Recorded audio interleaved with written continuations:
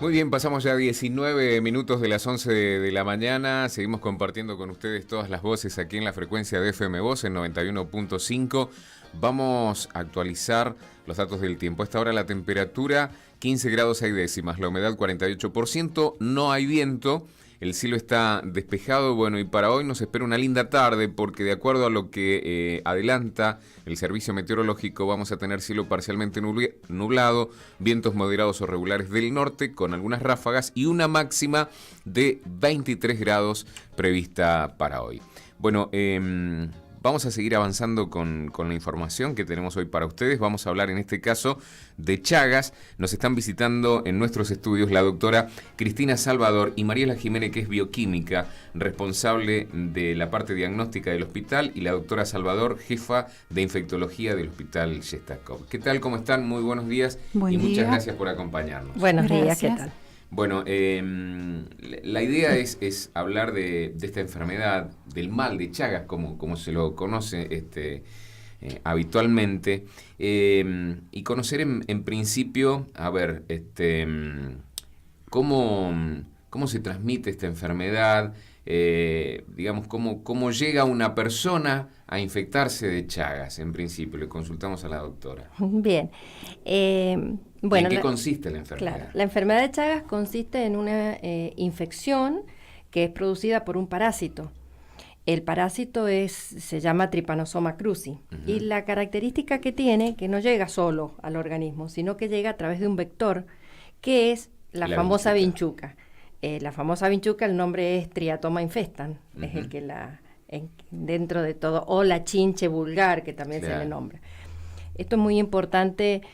Cuando uno ve una vinchuca o que le parece que es, determinar si realmente es la especie que transmite el tripanosoma, porque puede haber otras que son parecidas pero realmente no lo es. Claro. Entonces, este parásito se llega al organismo, puede pasar mucho tiempo. La vinchuca pica. El tema es así, la vinchuca pica, pero el parásito está en el intestino de la vinchuca.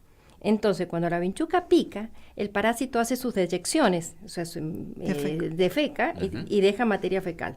Cuando la persona se rasca, entra la materia fecal con el parásito, el tripanosoma, y allí se introduce y va al torrente sanguíneo.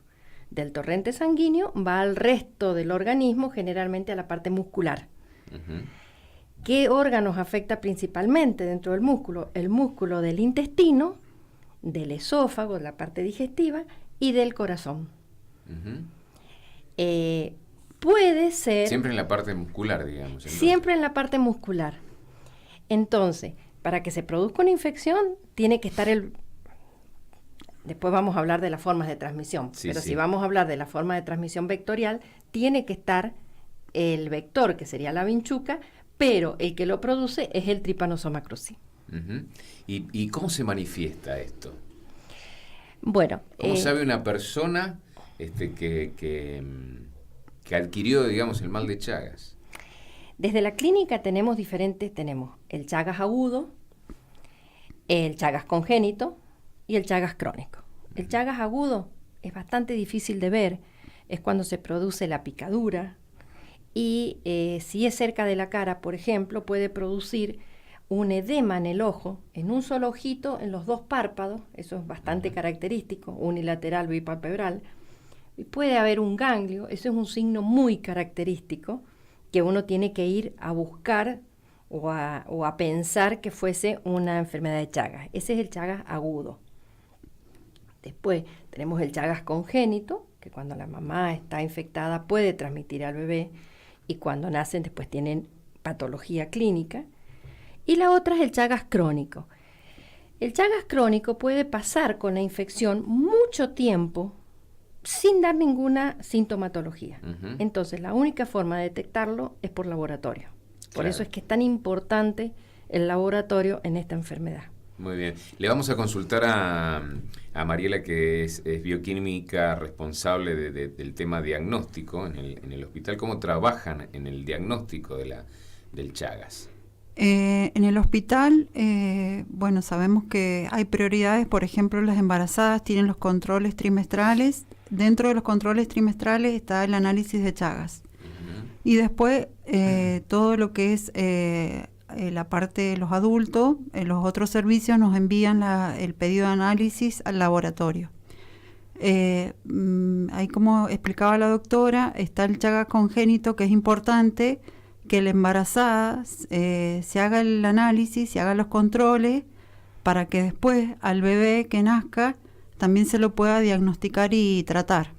¿Siempre es transmisible esto Sí. de la madre al bebé? ¿Siempre? Pasa, sí, es una transmisión, se lo transmite a la mamá, se le hace un análisis al nacer, al recién nacido, para buscar el parásito. Si lo encontramos sería lo ideal, y después se le hacen controles serológicos al año, a los 9 meses, porque estamos hablando de anticuerpos que pasan de la mamá al hijo. Entonces hay que dejar un periodo para que determinar si el bebé sigue con la enfermedad y controlarlo. Por eso es muy importante que los niños se controlen, que los recién nacidos, que la mamá, porque cuanto antes se detecte la enfermedad, la calidad de vida del paciente es mejor.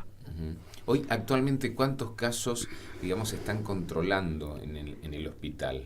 Mensualmente va, por estadísticas que tenemos ahí en el laboratorio, van alrededor de 320 personas a hacerse el análisis de Chagas. Incluimos ahí las embarazadas y los adultos y niños, que nos mandan de los centros de salud y del mismo hospital. Eso es más o menos, sería mensualmente. Hay mucho más difusión, tenemos más gente que concurre al laboratorio con el pedido de Chagas.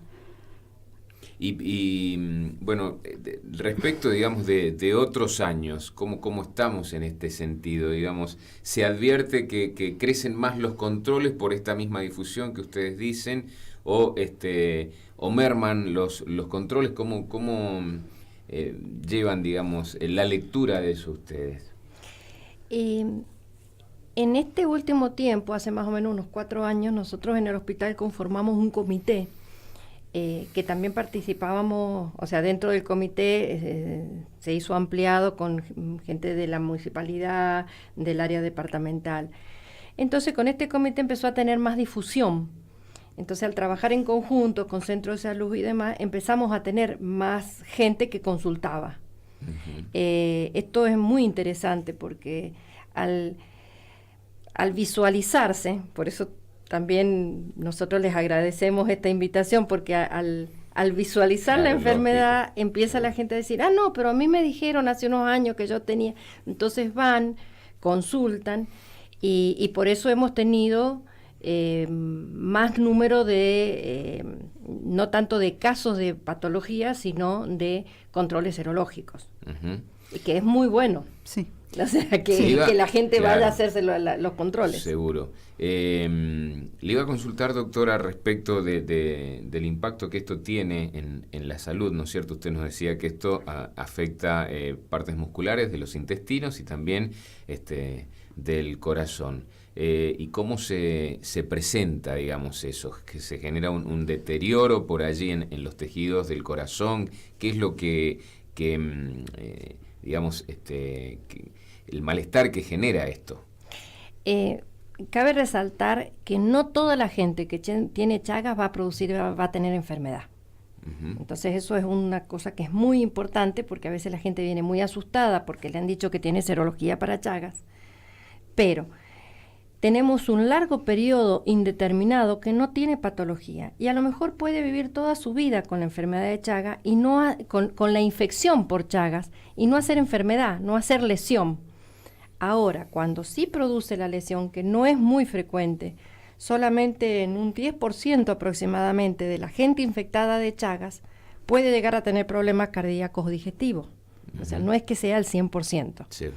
Entonces, cuando tiene ya la patología crónica, lo que generalmente produce, se agranda mucho el corazón y produce arritmias importantes. Entonces puede haber muertes súbitas por arritmias, puede haber insuficiencias cardíacas muy sintomáticas, o en la parte digestiva lo que se llama un megacolon, que el colon, el intestino, se distiende de tal manera que ya no tiene tono y se producen constipaciones muy importantes, inclusive puede llegar hasta la cirugía. Inclusive en el esófago también puede producir unas dilataciones del esófago. Ujú. ¿Y esto con cirugía puede No, puede sanar? no, la cirugía es si hace una complicación, por ejemplo, de un fecaloma que se complique o demás, Ujú. o sea, que puede llegar a cirugía, pero la cirugía va a resolver la complicación, pero no la enfermedad de Chagas. Seguro. Ahora vamos a hablar de otro tema que es tan o más importante, que es el tema de la prevención, ¿no? Porque todo esto se puede prevenir llevando a cabo algunas acciones. Fundamentalmente entiendo que para evitar que la vinchuca se aloje en determinadas áreas de la casa, por ejemplo. Sí, de todas maneras, cuando nosotros hablamos de prevención, lo que siempre es bueno saber es cómo se transmite. La parte vectorial no es la única. O sea, la vinchuca es la más frecuente, pero Sí. es una parte. Entonces nosotros decimos, se transmite por el vector, las medidas preventivas son a través de erradicar el vector. También se transmite de madre a hijo, vía placentaria. Es muy importante lo que decía la doctora de los controles a la embarazada. ¿Y por qué es importante esto desde lo médico? Porque si nosotros tenemos un niño que tiene la infección de Chagas, se hace el tratamiento y se cura. En el adulto no podemos llegar a decir eso, pero en el niño sí. Entonces es sumamente importante hacer el diagnóstico en la embarazada. Cuando hablamos de prevención, creo que lo más importante es eso, Claro. saber que las madres se tienen que hacer los controles. Exactamente. Entonces, la parte placentaria a través de el control de la embarazada. También se transmite por sangre y hemoderivados. Ujú. Eso ya un poco está bastante controlado en los bancos de sangre, que se le hace el control de Chaga a todas las... Entonces, es un abanico de medidas preventivas que depende de la forma de transmisión. Entonces, si nos quedamos con la parte vectorial, es un poco lo que tenemos que decirle a la comunidad, que tenemos que tener control del vector. El control del vector es dónde se aloja y cómo vive, saber cómo se aloja y dónde vive. Se aloja principalmente en los famosos ranchos, Claro. generalmente en casas donde tienen grietas, por eso el blanqueo y el tapado de grietas. Exacto. Además, la vinchuca tiene hábitos nocturnos, entonces en el día no vamos a ver la vinchuca. Van a salir de Como noche las cucarachas, y digamos. van a picar de noche. Entonces, si uno ve en un rancho, prende la luz, empiezan a esconderse. Entonces, bueno, ¿cuál es el tema? No tener animales adentro de la casa, animales mamíferos, tener los ranchos blanqueados y que no haya grietas, limpiar detrás de los cuadros, correr los muebles, cuando hay gallineros o corrales que no Sí, estén esto ocurre también en los entablados de los techos. en los Exacto, entablados de no los solamente, techos. claro, en los gallineros. Y otra cosa importante que a mí me gustaría destacar es que por ahí van al laboratorio y dice, me parece que tengo Chagas, el doctor me indicó este análisis. Entonces yo le empiezo a consultar que si vieron la vinchuca en la casa, en la vivienda, y algo muy importante, que si ven la vinchuca, el instinto de ir a matarla. Entonces si lo pueden Traer recoger viva. vivo, podemos ver en el laboratorio, y es un gran avance, si esa vinchuca está infectada, porque hay una cantidad de especies parecidas a la vinchuca y no todas son, como dijo la doctora, no es la Triatoma infectans, que es la que produce la enfermedad. Claro. Entonces, algo muy importante es que si lo ven, que si O está sea que la puede vinchuca... ser una vinchuca, pero a lo mejor no Claro, está entonces infectada. el susto Exactamente. disminuye un montón. La gente, uno baja su nivel de ansiedad, de decir, Sí. tengo Chaga porque vi la vinchuca en mi casa, porque los tengo chicos, tengo familia. Entonces, si llevamos la vinchuca al laboratorio, ya tenemos un gran avance, le podemos decir, mire, esta vinchuca que usted encontró en la vivienda no está infectada. Entonces, no hay posibilidades de que se transmita. O sea, lo ideal siempre es llevar la vinchuca Sí, viva. sí, sí. Meterla en un frasquito, tratar de Exactamente. agarrarla con un palito, ponerla Eso. en un frasquito y llevarla al laboratorio. Al Que laboratorio. ahí se la van a recibir. Sí. Ese es el otro tema. Siempre va a encontrar a alguien si llega al laboratorio para analizarla. Claro. Bueno, ¿hay alguna época especial en el año para realizarse todos estos controles? ¿O esto es una cuestión que se puede hacer a lo largo de todo el año? ¿O hay alguna época en especial por ahí donde Chagas tenga mayor incidencia? ¿Veranos, inviernos? No. Lo importante es que si hay alguna sospecha de una infección aguda, de una picadura o una cosa que concurran inmediatamente, nosotros les vamos a decir exactamente los días y los tiempos para hacerse los respectivos análisis. Los vamos a asesorar en eso porque es muy importante. A lo mejor lo hago hoy y tengo que esperar 15 días, que es donde mayor parasitemia hay en el organismo. Entonces, eso es una cosa, pero los controles para la gente que quiere saber si tiene chagas o que alguna vez le dijeron que había chagas, no depende de la época ni demás, o sea, solamente tiene que consultarnos. Bueno, muy bien. Algo que quería aclarar es que nosotros en el laboratorio, en el hospital, hacemos por ley, el diagnóstico se hace a través de una dupla serológica. ¿Qué quiere decir eso? Es decir, que nosotros al paciente le hacemos 2 tipos de muestras, las analizamos, le hacemos 2 tipos de análisis diferentes para ampliar el margen de poder encontrar la enfermedad. Porque el parásito es una proteína que se detecta, entonces si tenemos 2 tipos de métodos, ampliamos el margen. Es mucho más seguro. Exactamente, es más seguro y ampliamos el margen para detectar la enfermedad. Es una ley. Seguro. Hay que hacerlo por dupla serológica. Muy bien. Bueno, no sé si les queda algo más por agregar que consideren importante que se nos haya quedado por ahí en el tintero. No, solamente por ahí comentarles un poco lo que nosotros estábamos haciendo. Hace unos años, por diferentes estudios, se vio, porque hasta hace unos años solamente se trataban los niños y hasta los 15 años. Uh-huh. ¿Por qué? Porque se veía mayor porcentaje de curación y menos efectos adversos con el tratamiento. Después hubieron estudios donde se vio que si uno trataba al adulto que no tenía síntomas, tenía muchas menos posibilidades de a lo largo del tiempo hacer patología, esto que estuvimos hablando. Claro. Entonces empezamos a hacer tratamiento, todo arreglado a través del ministerio, y es bueno. Eso llevó a que la población empezó a enterarse, a tener más casos, a tener más difusión, y muy interesante. En este momento no tenemos medicación, pero no tenemos medicación porque no hay en el ministerio, porque no hay en el laboratorio. Es una medicación muy barata y no le conviene a nadie.